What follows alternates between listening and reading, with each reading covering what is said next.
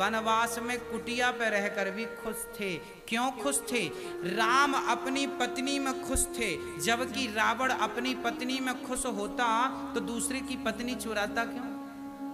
रावण ने दूसरे की पत्नी चुराई। इसका आशय यह है कि रावण बुद्धिमान तो था, विवेकशील नहीं था। विवेकशील राम थे जो अपनी पत्नी में खुश थे, अपनी घास की कुटिया में सुखी थे। राम इतना दीजिए जामे कुटुंब समाए, मैं भी भूखा ना रहूं साधु ना भूखा जाए। ये दृष्टि, ये दिनचर्या यदि आपकी है तो आप विवेकशील हो। हम संतोष रखें जितना हमारे पास है। यदि ये संतोष का धन आपके पास है तो आप विवेकशील हैं। आप सर्वत्र ईश्वर का दर्शन करते हैं तो आप विवेकशील हैं, नहीं करते तो आप विवेकशील बिल्कुल नहीं हैं। हाँ, इसलिए अपने विवेक को जगाएं। भागवत विवेक को भी पुष्ट करती है। अभ्यास करेंगे। अच्छा, विवेक एक दिन में जागेगा नहीं। करत करत अभ्यास के जड़मति होत सुजान, रसरी आवत जात है सिल पर पड़त निशान। एक बार के घर्षण से तो पत्थर में निशान नहीं पड़ता, पर बार बार जब कुएं की रस्सी बाहर बाल्टी को करती है और वो रस्सी का घर्षण पत्थर पर लगता है तो धीरे धीरे पत्थर भी छिल जाता है, अर्थात निशान पत्थर पर पड़ जाते हैं। उसी प्रकार जब आप अनादि समय तक सत्संग करेंगे तो आपका विवेक जागेगा। बिनु सत्संग विवेक न होई, गोस्वामी जी कह रहे हैं। अच्छा, भागवत सुनने का उद्देश्य क्या है? भागवत श्रवण करने का उद्देश्य केवल इतना है, कृष्ण प्राप्ति करम शाश्वत साधनम तद्वदाधुना। भागवत श्रवण करने का एकमात्र आशय है कि कृष्ण की प्राप्ति। हमने भागवत सुन ली और हमें यदि कृष्ण की प्राप्ति नहीं हुई तो हमारा भागवत श्रवण करना व्यर्थ है। कृष्ण की प्राप्ति ही हमारा उद्देश्य है। भागवत, हम भागवत क्यों सुनते हैं? हम भोजन क्यों करते हैं? भोजन कर लें और पेट ना भरे तो भोजन करने का अर्थ क्या है? पानी पी लें और प्यास ना मिटे तो पानी पीने का अर्थ क्या है? उसी प्रकार भागवत सुन लें और कृष्ण की प्राप्ति ना हो तो भागवत सुनने का अर्थ क्या है? तो भागवत सुनने का अर्थ है कि कृष्ण की प्राप्ति हो जाना। और मैं आपको विश्वास दिलाता हूं कि भागवत श्रवण करने वाले को निश्चित भगवान की प्राप्ति होती है। कैसी प्राप्ति होगी? अच्छा, प्राप्ति भी उसकी भी अलग अलग श्रेणी है। कैसी? समझते हैं। जब महाभारत के समय भगवान कृष्ण ने गीता सुनाई अर्जुन को, तो अर्जुन ने कहा कि प्रभु मुझे अपना विराट स्वरूप दिखाइए। भगवान ने कहा कि मैं दिखा दूंगा, क्या तेरी आंखें उस रूप को देख पाएंगी? गीता के 11वें अध्याय में भगवान ने अपना विराट स्वरूप दिखाया। इतना विराट जहां जहां तक अर्जुन देखें। अच्छा, अर्जुन की आंख बंद हो गई क्योंकि इतना तेज था। कहते हैं सूर्य का जो प्रकाश है ये सूर्य का अपना प्रकाश नहीं है, बोले भगवान के प्रकाश से ही सूर्य भी प्रकाशित होता है। तो जिनमें करोड़ों सूर्य हों उन सूर्य के प्रकाश को भला अर्जुन कैसे देखते? अर्जुन के नेत्र बंद हो गए, आंखें मुंद गई। तब भगवान ने दिव्य चक्षु प्रदान किए। उन नेत्रों से जब अर्जुन ने देखा तो कृष्ण सामने खड़े थे, दिव्य स्वरूप था। हाँ, समुद्र भगवान का पेट नजर आ रहा था, पृथ्वी भगवान के चरण नजर आ रही थी, आकाश भगवान का मस्तक नजर आ रहा था, पहाड़ भगवान की हड्डियां नजर आ रही थी।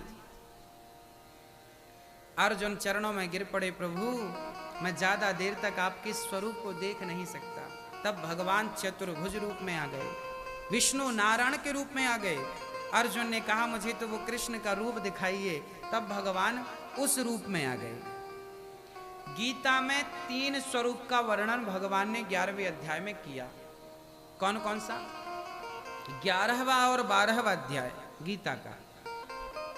पहला तो विराट स्वरूप, दूसरा चतुर्भुज नारायण का स्वरूप, और फिर तीसरा वही श्री कृष्ण का स्वरूप।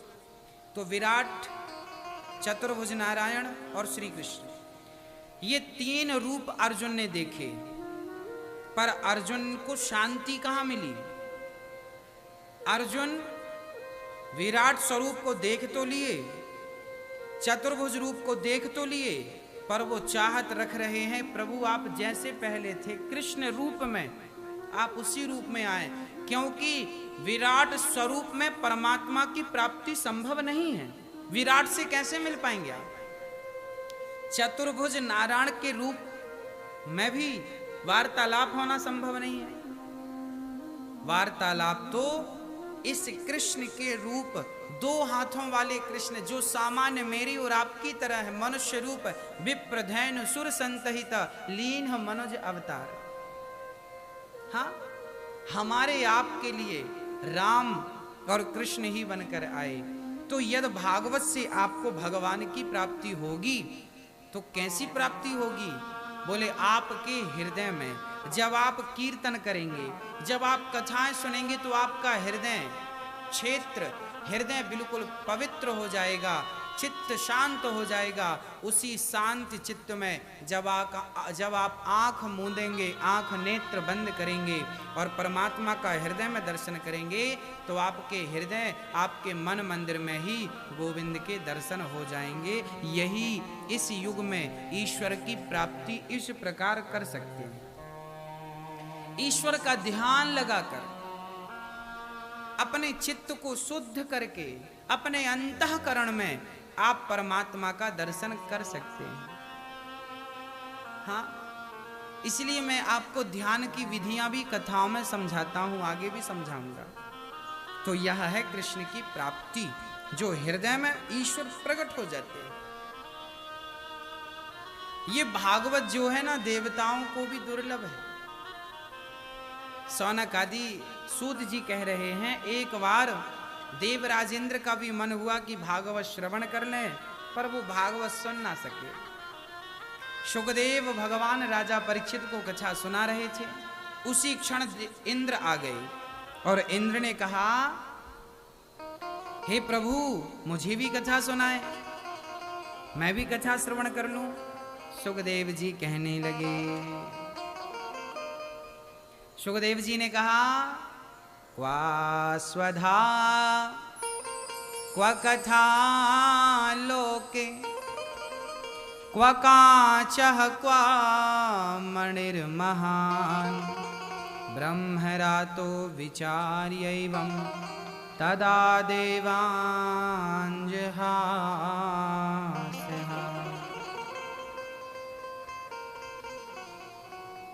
इंद्र, आप इस कथा की देखिए, भागवत की कथा इंद्र को भी सुखदेव जी ने नहीं सुनाई। क्यों नहीं सुनाई? कारण था। कारण यह था कि इंद्र भागवत के अधिकारी नहीं थे ना, क्योंकि इंद्र स्वर्ग में रहते हैं, वहां अप्सराएं जिनका नृत्य वो देखते रहते हैं, वारुणी नाम की मदिरा का पान करते हैं। स्वर्ग के इंद्र भी अप्सराओं और मदिरा में उन्मत्त रहते हैं। सुखदेव जी कहते हैं कि ऐसे भोगियों के लिए ये कथा नहीं है, कथा मात्र योगियों के लिए, मात्र योगियों के लिए। हाँ, केवल योगी, केवल योगी। तो योगियों के लिए कथा है। आप भी योगी बनकर इस कथा का पान करें। इंद्र योगी कैसे बन सकते थे? इंद्र को ना सुनाते हुए सुखदेव जी ने कथा केवल परीक्षित को सुनाई और स्वर्ग के अमृत को भी ठुकरा दिया सुखदेव जी ने। एक बार इस कथा का रसपान देवर्षि नारद जी ने भी किया। 7 दिन की कथा जब सुखदेव भगवान ने परीक्षित को सुनाई, 7 दिन की कथा में परीक्षित का मोक्ष हो गया। इंद्र ने तराजू बांधी, एक पलड़े पर भागवत को, दूसरे पलड़े पर स्वर्ग के तमाम सुखों को रखकर जब तौल कर देखा तो भागवत का पलड़ा भारी था। चरणों में गिर पड़े। इंद्र, गलती हो गई भगवान, मुझे क्षमा कर दीजिए। क्षमा मांगते हैं। हाँ, एक बार देवर्षि नारद जी चले गए बद्रीनाथ। 4 संतों ने उन्हें देखा, सनक, सनंदन, सनातन, सनत कुमार। चारों ने कहा, कथम ब्रह्मन् दीन मुखः कुतश्चिन्तातुरो भवान् त्वरितं गम्यते कुत्र कुतश्चा गमनं तब। महाराज आप उदास हैं, क्या हुआ? कथम ब्रह्मन् दीन मुखा कुतश्चिन्तातुरो भवान्, क्या चिंता है? सनकादियों ने कहा। तब नारद जी ने कहा, महाराज मैं समस्त तीर्थों की शांति के लिए पृथ्वी के भ्रमण में गया, पर ना पश्यम कुत्र मिच्छर्मः मनः संतोष कार्यक्रम, मुझे कहीं शांति नहीं मिली। कहां कहां गए? अहम तू पृथ्वीं यातो ज्ञात्वा सर्वोत्तमामिति पुष्करं च प्रयागं च काशीं गोदावरीं तथा। मैं पुष्कर गया, प्रयाग गया, काशी, गोदावरी, हरिक्षेत्र, कुरुक्षेत्र, सारे तीर्थों में गया, पर मुझे शांति नहीं मिली। शांति नहीं मिली। आहा। नारद जी बोले, कहां गए? बद्रीनाथ, केदारनाथ, सारे तीर्थों में, पुष्कर, प्रयाग, काशी, गोदावरी, हरिक्षेत्र, कुरुक्षेत्र, पर जब मैं वृंदावन संतों के आश्रमों में गया, वहां भी शांति नहीं। गृहस्थों के यहां गया, तरुणी प्रभुता गे है, घर में शांतियां नहीं है। लोग अपने गृहस्थ जीवन को भी नरक बना चुके हैं। उन्हें गृहस्थी का ज्ञान नहीं है और वो लड़ लड़ करके अपनी गृहस्थी को बर्बाद कर चुके हैं। इन्हें ज्ञान नहीं है, शांति गृहस्थों के घर नहीं मिली। तब नारद जी बद्रीनाथ गए। 4 संतों ने कहा, आप भागवत श्रवण करिए, भक्ति को भागवत श्रवण कराइए, तब शांति मिलेगी। क्योंकि वृंदावन में भक्ति भक्तों की कथा से भरी हुई भागवत है। भागवत में रस ही रस है। तब कथामृतम तप्त जीवनम, ये अमृत है, रस ही रस। इस रस को पिबत भागवतम रसमालयम मुहुरहो रसिका भुवि भावुका। अच्छा, भागवत किनकी समझ में आती है? बोले जो भावुक भक्त होते हैं उनकी समझ में भागवत आती है, जो भावुक नहीं होते उनकी समझ में नहीं आती। कहते हैं ना, खग जाने खग ही की भाषा। कभी प्रेम किया होगा तो प्रेमियों की भाषा समझ में आएगी, कभी वेद पढ़े होंगे तो ज्ञानियों की भाषा समझ में आएगी, कभी पाँव में कांटा लगा होगा तो दर्द समझ में आएगा। जिनके पैरों में बीमारी फटी ही नहीं वो पीर पराई क्या जाने, और जिसने बेटी को जन्म दिया ही नहीं वो बेटी की विदाई क्या जाने। बेटी की विदाई क्या होती है ये तो वही जानता है जिसकी बेटी है। जिनको बेटियां नहीं हैं वो बेटियों की विदाई का दर्द नहीं समझ सकते। कोई लाख समझाए तो वो समझ ही नहीं सकते। उसी प्रकार जो कथा से जुड़े हैं, प्रेमी गण हैं, उन्हें ये भागवत समझानी नहीं पड़ेगी, बस समझ में आ जाएगी। और जो कथा से नहीं जुड़े उनको थोड़ा जोर लगा के समझाना पड़ेगा, शायद उनकी भी समझ में आ जाए। तो भागवत रसिकों का ग्रंथ है ना। पीएचडी के विद्यालय में क्या पहली क्लास के विद्यार्थियों का प्रवेश है? बोलो। जिनसे एक काखा गाघा नहीं आता वो पीएचडी की पढ़ाई क्या करेंगे? तो आपको पहले तो भक्ति में पीएचडी करनी पड़ेगी, अर्थात आपको भगवान क्या है ये जानना होगा, ईश्वर की भक्ति क्यों आवश्यक है ये समझना होगा। यदि आप ईश्वर से प्रेम थोड़ा सा शुरू कर चुके हैं तो आप भागवत में प्रवेश कर सकते हैं, भागवत सुनने के अधिकारी हैं। और यदि आपको प्रेम बिल्कुल नहीं है भगवान से, अभी भी मोह माया में है, तो शायद इसके अधिकारी अभी हम नहीं हैं। पहले हमें इसका अधिकारी बनना होगा। तो आपको मैं पहले अधिकारी बनाऊं या अधिकारी मानकर सुनाऊं, आप बताइए। पहले अधिकारी बनाऊं या अधिकारी जान के सुनाऊं? मंदिर में जाने के पहले एक शर्त होती है, क्या? मंदिर में जाने के पहले एक शर्त होती है कि आप स्नान करके ही मंदिर जाइए, शुद्ध होकर ही मंदिर जाइए।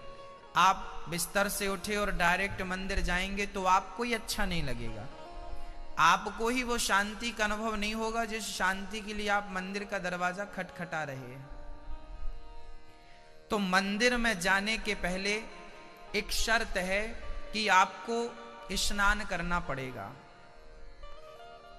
परंतु जब बच्चे की शादी होती है ना, तो वो लड़का खुद स्नान करता नहीं है, उसे स्नान कोई कराता है। हाँ या ना? शादियों के टाइम पे ना नहाते नहीं है बच्चे, उन्हें नहवाया जाता है। हाँ या ना? कभी तेल से नहवाते हैं, कभी हल्दी से नहवाते हैं, फिर शुद्ध जल से नहवाते हैं, फिर उपटन लगाते हैं, उससे नहलाते हैं, है ना? तो आज सच्ची बात हम आपसे कहें कि आज हम आपको नहवाएंगे।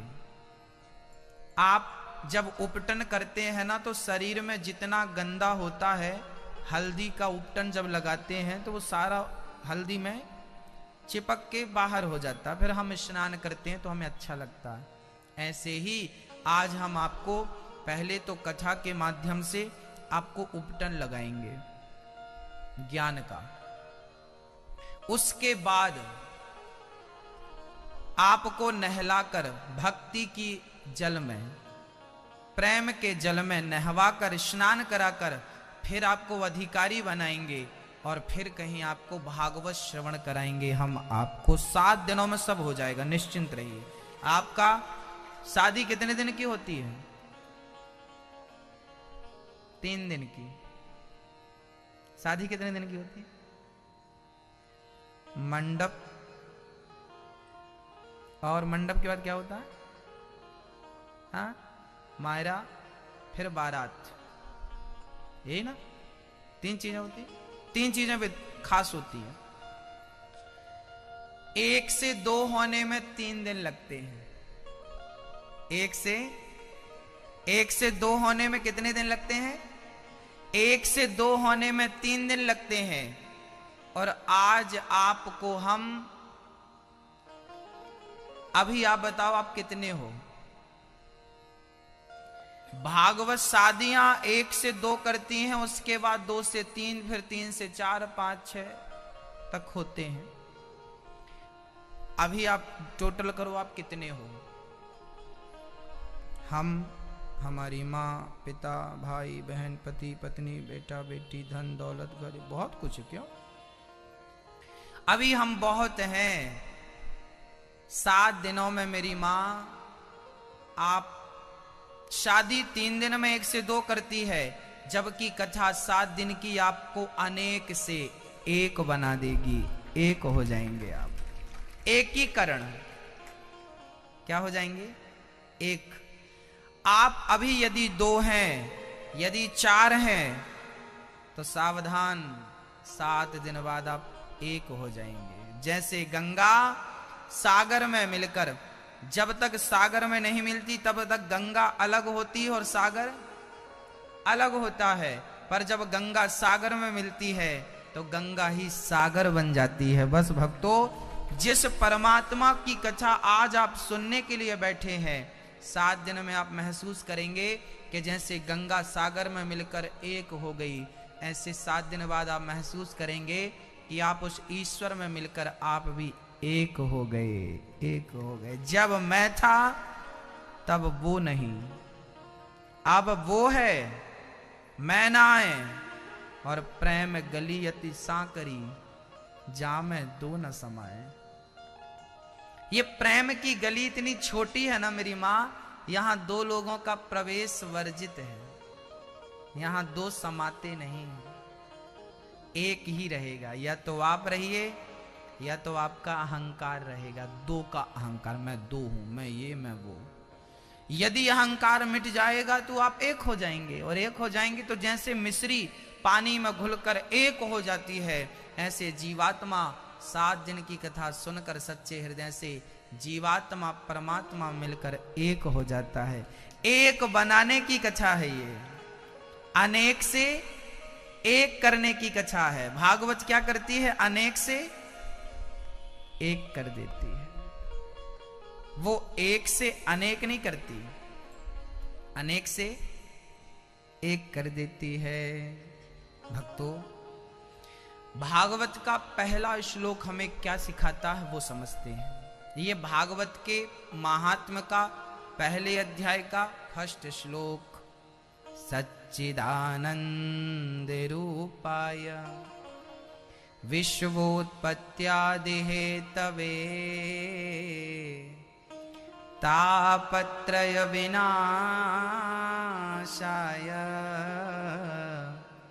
श्री कृष्णाय वयं नुमः। सच्चित आनंद, ईश्वर कैसे हैं? सच्चित आनंद, भगवान सत्य है। देखिए हमारे ग्रंथ शुरू कहां से हो रहे हैं? सत्य से। हमारे ग्रंथ कहां शुरू हो रहे हैं? सत्य से। सत्यम ब्रूयाद प्रियम ब्रूयाद। हमें कैसा बोलना चाहिए मेरी मां? अच्छा बताओ, भगवान कहां है? ईश्वर कहां रहता है? बोलो मेरी मां, कहां रहता है ईश्वर? ईश्वर आप लोग कहते ना यहां रहता, यहां नहीं रहता, गलत फहमी है आपको। ईश्वर यहां नहीं रहता हृदय में, ईश्वर आपकी वाणी में रहता है।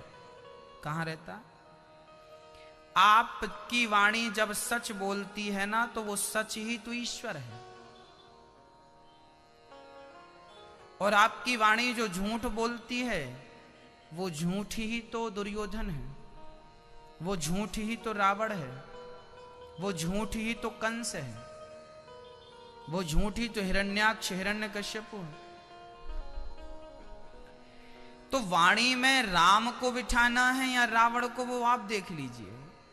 यदि आप सच बोलते हैं तो आपकी वाणी में राम बैठेंगे, ईश्वर बैठेगा। और यदि आपकी वाणी गलत बोलती है, झूठ बोलती है, तो फिर आपके पास ईश्वर नहीं है। ये बात हम नहीं कह रहे हैं, गोस्वामी जी तुलसीदास जी कह रहे हैं।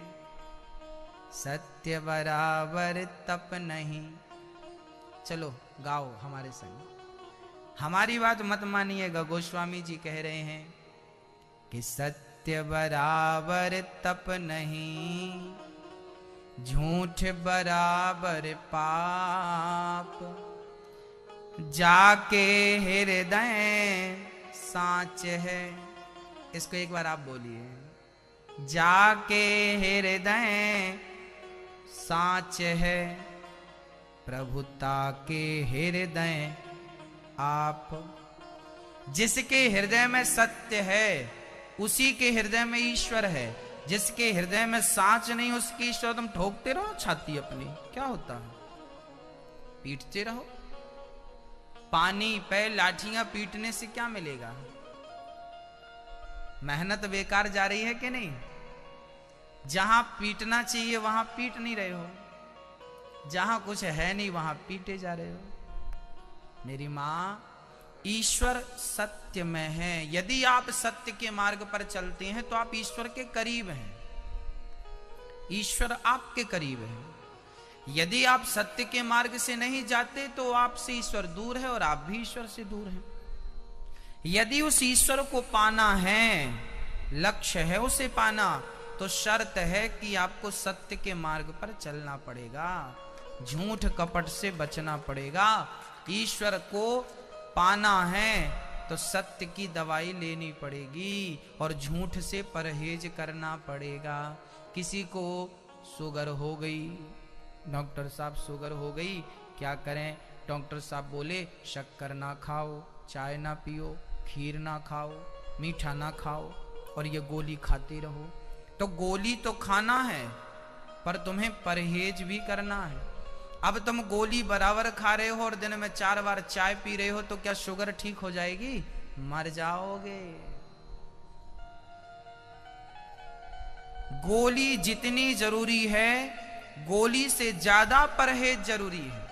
हाँ या ना? सही है मेरी मां? यदि हम गोली समय पर ले रहे हैं तो परहेज करना पड़ेगा, तब बीमारी से राहत मिलेगी, नहीं कभी आप बीमारी से मुक्त नहीं हो सकेंगे। उसी तरह आप सत्य की दवाई तो लेते रहिए, सत्य के मार्ग पर तो चलते रहिए, परंतु झूठ कपट छल से परहेज करते रहिए। इन पे मत उलझ जाइएगा, नहीं तो काम बिगड़ जाएगा। हाँ, बोलिए भक्त वत्सल भगवान की। किससे बचना है आपको? सत्य बराबर तप नहीं, झूठ बराबर पाप। सबसे बड़ा पाप शास्त्रों ने झूठ को बताया। शास्त्र कहते हैं कभी झूठ ना बोलो। हम आपसे ये नहीं कहते कि आप ईश्वर को मानो, हम ये भी नहीं कहते कि मत मानो। ना हम मानने का दबाव बनाएंगे, ना तो ना मानने की बात कहेंगे। हम थोड़ी देर के लिए भगवान की बात ही नहीं करेंगे। हम तो केवल ये कहेंगे कि यदि आप इंसान हैं तो इंसानियत के नाते आप भगवान को मानते हैं या नहीं मानते, ये मुद्दा नहीं है, पर आपको सच बोलना चाहिए या नहीं ये बताइए। जो ईश्वर को मानता है क्या वही सच बोलने का ठेका लेगा? जो नहीं मानता, साहब हम तो भगवान को नहीं मानते, तो भगवान को नहीं मानते तो क्या झूठ बोलोगे? आप भगवान को माने या ना माने, पर सच को तो मानना पड़ेगा। चोर भी चोरी करता है ना, तो बंटवारे के टाइम बोलता है सच बोलना कितना पाया तुमने। तो चोर भी जो झूठ बोलकर चोरी करते हैं वो भी बंटवारे के टाइम पे सच की उम्मीद करते हैं कि नहीं? सच्चाई से ही चोरों का बंटवारा होता है कि नहीं? ये दुनिया मेरी मां सच्चाई पर टिकी हुई है। इस दुनिया का हर व्यक्ति, अच्छा ये बताओ, आप अपने पति से, अपने बच्चों से झूठ बोलना पसंद, झूठ सुनना पसंद करेंगे या सच सुनना पसंद करेंगे? आप अपने पति से, अपने बच्चों से क्या सुनना पसंद करते हैं? झूठ? आपका पति झूठ बोले या सच बोले, आपको क्या अच्छा लगता है? क्या आप चाहती हैं कि आपका बेटा आपसे झूठ बोले?